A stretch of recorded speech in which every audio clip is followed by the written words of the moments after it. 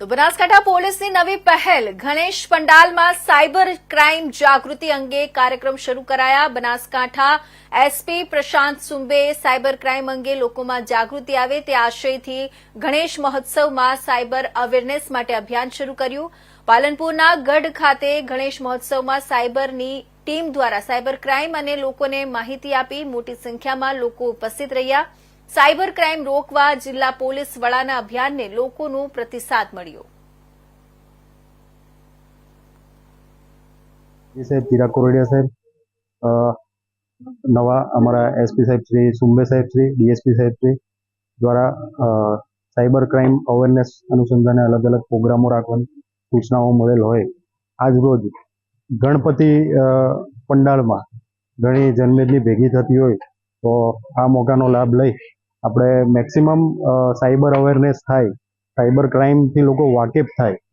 આજે સિટી કરતાં ગામડાના લોકોમાં ઘણા એવા અરજીઓ વધી છે કે ભાઈ અમારી સાથે આવો ફ્રોડ થયો, અલગ અલગ પ્રકારના ફ્રોડ થતા હોય। જે અનુસંધાને આપણે આજે ગઢ ગામમાં રામચોક પાસે ગામના લોકોને સાયબર ક્રાઇમની ટીમ બોલાવી અમારા એએસઆઈ શ્રી જિજ્ઞેશભાઈ એમના દ્વારા ખૂબ સરસ રીતે સાયબર ક્રાઇમને ખૂબ સરળ ભાષામાં દેશી લોકો સમજી શકે એ રીતે ગઢના ગ્રામજનોને સમજ કરી છે।